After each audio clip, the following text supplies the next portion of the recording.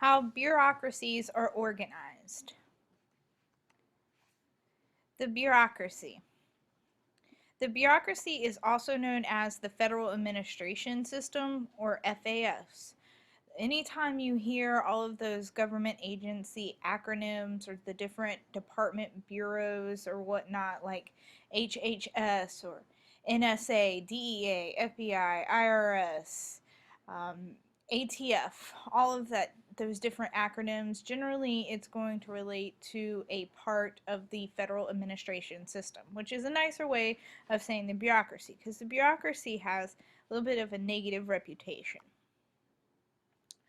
Definition of a bureaucracy is the hierarchical authority structure that is an organized group of offices and agencies. Basically, that's a fancy way of saying it's a bunch of different people and groups within the federal government that carry out laws. Because, of course, Obama doesn't do it himself, even though he is the head of the executive branch and he has the constitutional responsibility to carry out offices. But he needs, or carry out laws. But he needs some help. So he has bureaucrats. Bureaucrats are the employees that carry out the specific functions of government. Because as far as I know, I've never had Obama knock down the door of my neighbor's house and raid his house for the pot that he's growing in the basement. Even though that would be pretty entertaining if I saw that, because we all know he's growing pot in the basement. Okay. Negative reputation. Like I said, whenever you hear somebody say the bureaucracy, there's a lot of negative connotation surrounding that. So people started to call it the federal administration system because it sounds better. But the reason that it has a negative reputation is because when you look at the different federal government offices, a lot of times you think inefficiencies. Lots of paperwork, lots of government spending, the things that cause our taxes to be higher, the things that cause it longer for veterans to get help when they need it. If you remember when Rachel came and talked to us about one of the things that Congress people can do for their constituents is casework.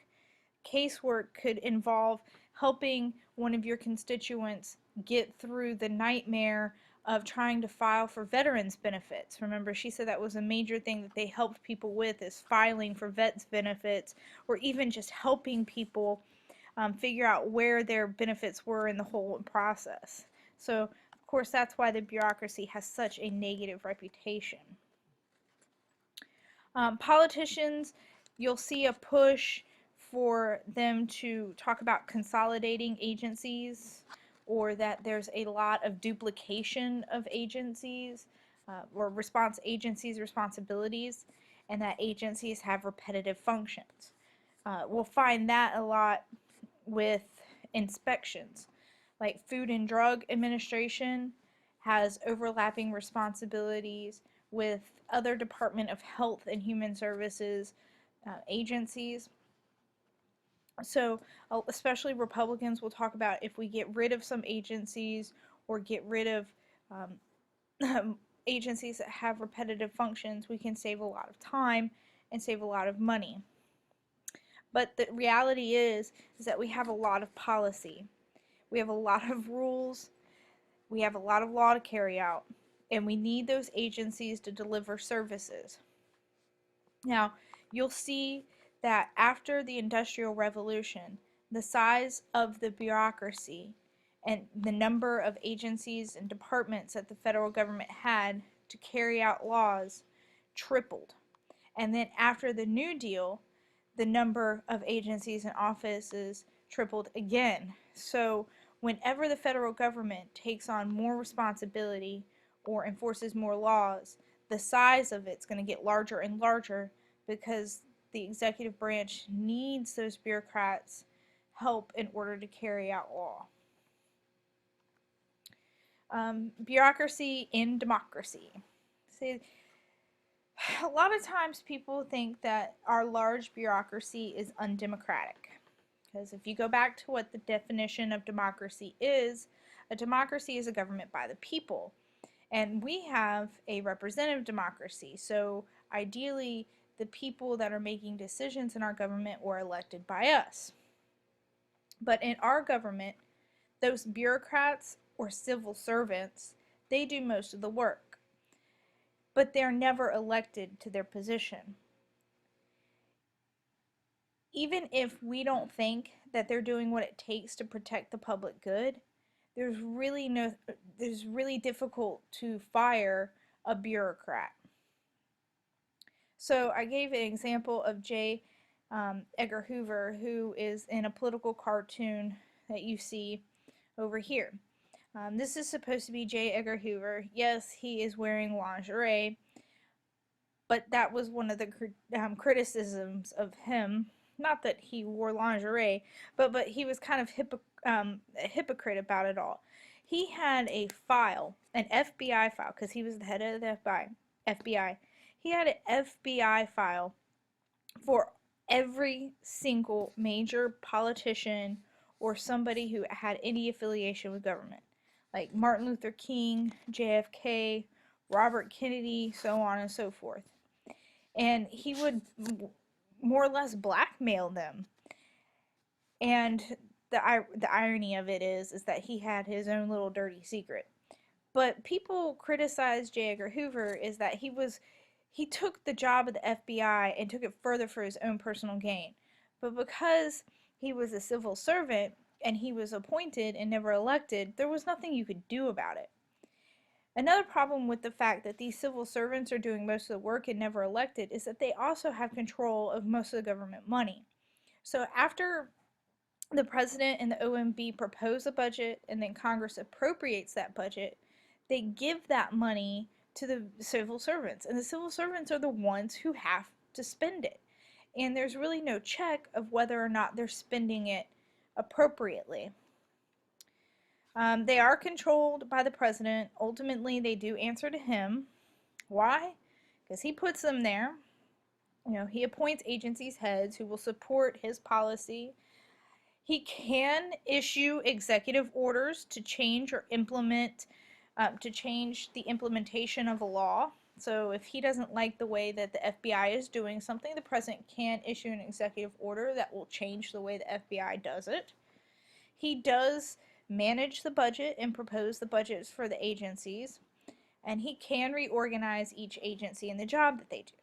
Okay, so there is ways for the president to control them, but it's not that common.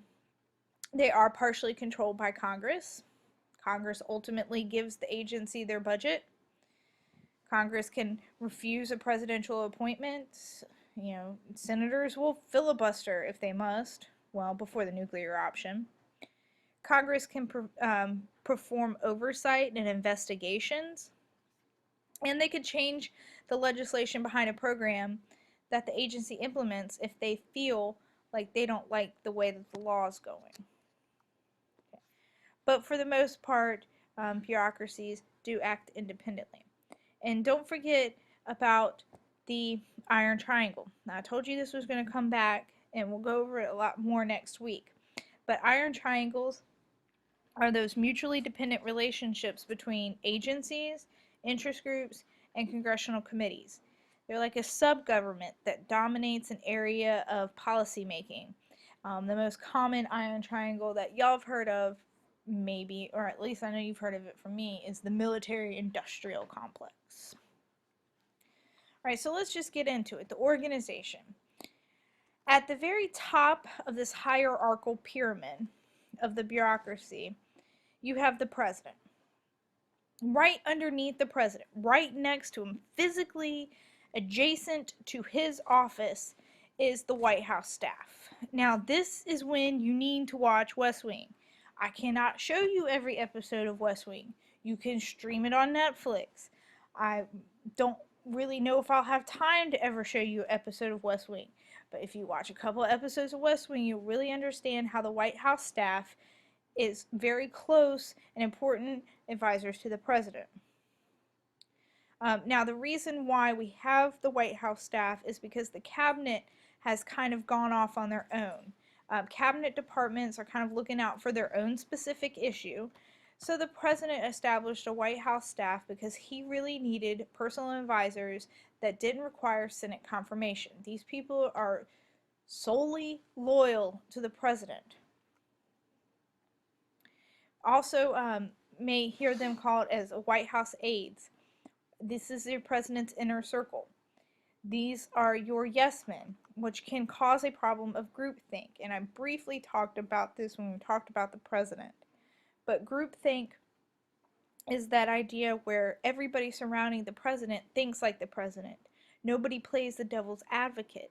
There's nobody that opposes the president. Groupthink stifles dissent or stifles open minds and open opinion.